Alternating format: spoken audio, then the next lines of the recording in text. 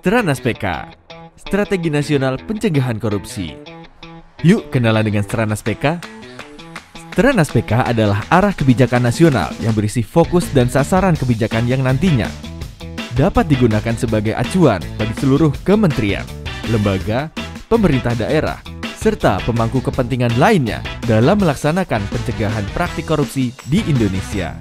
Stranas PK bertujuan untuk memberi arahan strategis dalam upaya pencegahan korupsi melalui beberapa cara, yaitu mendorong program pencegahan korupsi yang berorientasi pada hasil dan dampak, meningkatkan sinergi antara program pencegahan korupsi yang dimiliki oleh berbagai pemangku kepentingan dan KPK yang selama ini dilakukan secara terpisah.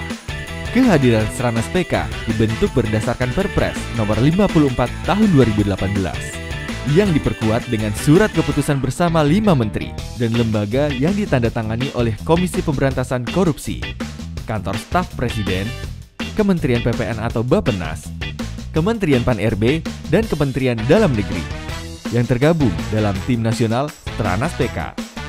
Kekuatan legal ini menjadi komitmen bersama dalam pencegahan dan pemberantasan korupsi yang dilakukan melalui penataan kebijakan dan regulasi, baik berupa instruksi maupun perundang-undangan, perbaikan tata kelola pemerintahan, perbaikan pelayanan publik, transparansi, dan akuntabilitas keuangan negara, termasuk di dalamnya berbagai usaha penyelamatan keuangan dan aset negara lainnya.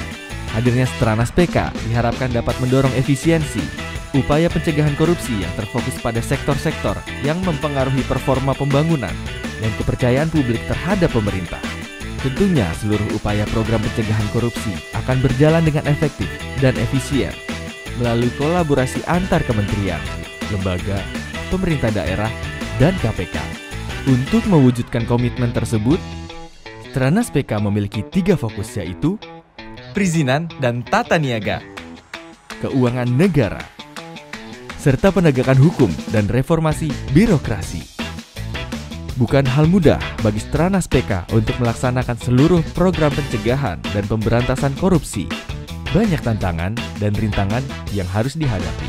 Perihal perizinan, pemberlakuan standar layanan yang sama di setiap daerah, menguatnya praktek kartel dan monopoli dalam tata niaga sektor strategis, masih terbatasnya peran masyarakat dalam pengawasan pengelolaan keuangan, serta masih terjadi penyelewengan dalam penegakan hukum menjadi hal yang harus dibenahi melalui Stranas PK.